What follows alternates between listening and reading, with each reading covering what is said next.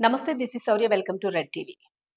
ఈరోజు మనం చూసాము అమెరికాలో కాల్పులకి సంబంధించి, హైదరాబాద్‌కి సంబంధించి ఒక యువకుడు చంద్రశేఖర్ అనే మెడికల్ విద్యార్థి నిర్దాక్షిణ్యంగా నల్లజాతీయుల కాల్పులకి గురై చనిపోవడం జరిగింది. సో, ఆ అబ్బాయి ఒక పీజీ చేయడానికని వెళ్లి ఒక ఫిల్లింగ్ స్టేషన్‌లో వర్క్ చేస్తూ కూడా తన విద్యను కొనసాగిస్తూ ఉన్నాడు.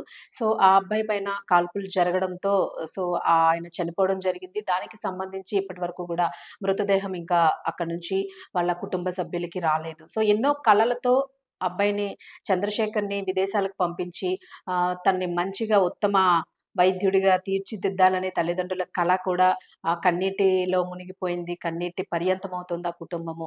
సో, ఎంతమంది రాజకీయ నాయకులు ఎవరు పరామర్శించినప్పటికీ కూడా సో, వాళ్ళ అబ్బాయినైతే తిరిగి ఇవ్వలేని పరిస్థితి. ఎందుకంటే భారతీయులు కూడా ఒక ఉత్తమ వైద్యుడిని కోల్పోయామనే ఒక బాధ కూడా ఉంది. సో, ఆయనొక్కడికే కాదు, అనేక కుటుంబాలకి ఈ పరిస్థితి ఎదురవుతూ ఉంది. అనేక మంది మెడికల్ విద్యార్థులు, ఇంజినీరింగ్ విద్యార్థులు, ఎంతోమంది వ్యాపారస్తులు, ఎన్నో కలలతో వెళ్ళిన వారందరూ కూడా అనేక మంది ప్రాణాలు కోల్పోతున్న సందర్భం మనం చూస్తూ ఉన్నాము. సో, ప్రస్తుతం చూసుకుంటే చంద్రశేఖర్ ఇంటి దగ్గర చాలా విషాదకరమైన సంఘటన మనకి కనిపిస్తూ ఉంది. సో, విజువల్స్‌లో చూస్తూ ఉన్నాము. తల్లిదండ్రులు రోదిస్తూ ఉన్నారు.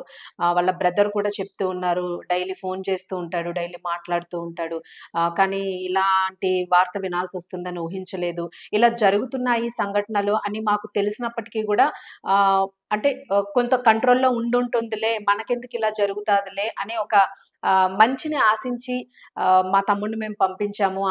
ఇంత దారుణంగా ఇలా జరుగుతది, మా బ్రదర్‌కి ఇలా జరుగుతుందని మేము ఎక్స్‌పెక్ట్ చేయలేదు అని చెప్పి వాళ్ళ కుటుంబ సభ్యులు రోదిస్తున్న పరిస్థితి కనిపిస్తూ ఉంది. సో, ఇప్పుడు ప్రస్తుతానికైతే ఆయన మరణించినప్పటికీ కూడా ఆ మృతదేహాన్ని తీసుకురావడానికి చాలా సమయం పడుతుంది. అక్కడ గవర్నమెంట్ అగ్రీ చేయాలి. అక్కడ ఫార్మాలిటీస్ అన్నీ పూర్తి చేయాలి.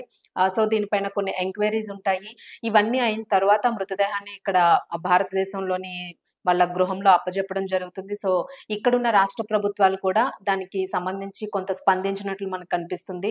రాజకీయ నాయకులు ఎవరైతే ముఖ్యమంత్రి రేవంత్ రెడ్డి గారు స్పందించి, కొందరు మంత్రులు కూడా ఇంటికి వెళ్లి పరామర్శించడం జరిగింది. ఆయనకి సంబంధించి మృతదేహాన్ని త్వరలోనే తీసుకొస్తాము. మీరు చూసుకునే అవకాశాన్ని కల్పించే బాధ్యత మాది అంటూ భరోసాను కూడా ఇచ్చారు. సో, ఆ తల్లిదండ్రులు దీనికి సంబంధించి ఆయన మృతదేహం కోసం అంటే కొడుకు పీజీ చేసొస్తాడు. చక్కగా ఇక్కడ వైద్యాన్ని అందించొచ్చు అని ఎన్నో కలలు కన్న తల్లిదండ్రులు ఇప్పుడు ఆయన మృతదేహాన్ని చూడాల్సొచ్చిందని రోదిస్తూ ఉన్నారు.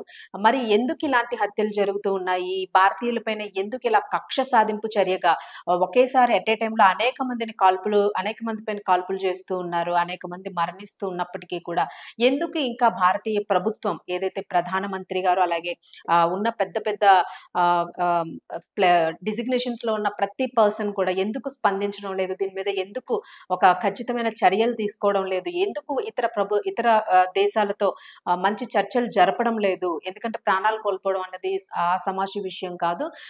సో, ఇది కంటిన్యూ అవుతూ ఉంది. సో, దీనికి ఎప్పుడు బ్రేక్ పడుతుంది? ఎందుకు చేయడం లేదు అని బాధితులందరూ గూడా ప్రశ్నిస్తున్న సిట్యుయేషన్స్ మనకు కనిపిస్తూ ఉన్నాయి. సో, మరి చంద్రశేఖర్‌కి సంబంధించి మృతదేహం కోసం కుటుంబ సభ్యులు ఎదురు చూస్తూ ఉన్నారు. సో, వచ్చిన తర్వాత దానికి సంబంధించిన అప్డేట్ గురించి తెలుసుకుందాము. సో, ఈ హత్యలు అనేవి విదేశాల్లో ఎంతవరకు కంట్రోల్ అవుతాయా అన్న దాని గురించి కూడా ప్రభుత్వాలు చర్చించి మంచి నిర్ణయం తీసుకుంటే బావుంటుందని మనం కూడా ఎదురు చూద్దాం.